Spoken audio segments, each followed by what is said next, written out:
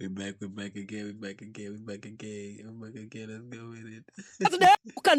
Mimi ni mtu ya Seventh Day Adventist hapa Homa Bay mzima, karibu kanisa 100 na kitu. Sasa Chebukati, mtu ya Seventh Day, hapana jaribu, tafadhali, hapana jaribu Kenya, umulete kwa usimu, kwa sima, tafadhali. Hata silifitia anakuja, anakimbia hiyo kwa kuta, ataanguka chini. Hapana tukana na mimi ya watu wa Mungu. Kesho ni kesho ya Mungu, ni kesho ya Mungu. Hata mimi pia ni mtu ya Mungu, ni kama mimi, hawezi kuenda kura. Tafadhali na watoto yote, tafadhali Chebukati. Harrison Mugokwama, Senior Assistant Chief, Nyawita Sub-Location, Kondele Location, Winam Division. This chief also sent a strong message, but to the young people in his area who are using bangi or bang. He decided to deliver the message in Swahili. And let's listen. Na mimi naonya vijana ambao bado naendelea kutumia mambo bangi. Na sasa bangi inaribu kichwa ya vijana. Anashinda vijana kazi, hawezi kufanya kazi. Na mimi kama Senior Assistant Chief, area yangu hii, sitaki bangi yoyote mtu natembea naye. Kupatikana, tutakushika, tupeleke wewe mbele, usitakiwe ujibu mashtaka. Kwa hivyo kurudi, hata wale ambao natembea mambo ya pombe, serikali pia wamekataa. Wale wanaenda na pombe hapa na pale, Chang'aa, Busaa, Bandia, area yangu nimepiga marufuku.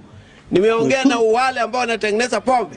Kama we unajua unatoka na pombe pande ya Ugenya wapi, pita naye Binguni, hapana pita naye kwa area yangu Nyawita Sub-Location.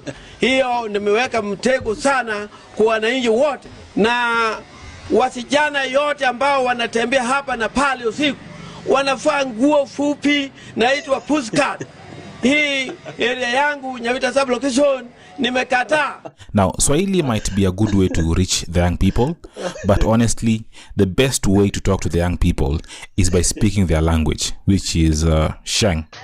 We are moving away from this. This one now is like haibambi. Hii sasa hii haibambi vizuri. Haibambi. Haibambi. Haibambi. Hii sasa hii haibambi vizuri. Ila sasa inabamba jo ni hii.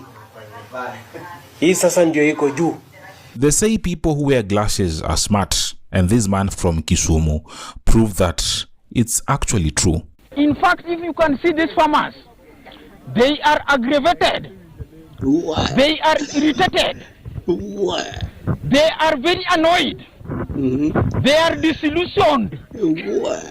They are thrown into imbroglio.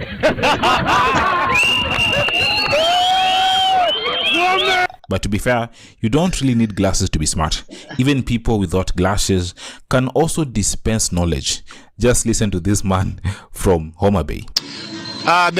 You see, the current MPs, I want to say that they are cesspit, hypocritical politicians who are only going to titillate the minds of Kenyans in order to vamoose their tedium and vacuous ideologies, in order to please their capricious gods of magics, political personality cults in this country.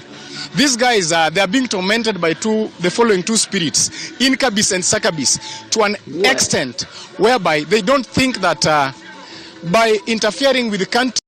What the hell is incubus and succubus, guys? They are being tormented by the following two spirits, incubus and succubus, to an extent whereby they don't think that by interfering with the county issues, they don't think that their relatives are the ones suffering within the counties.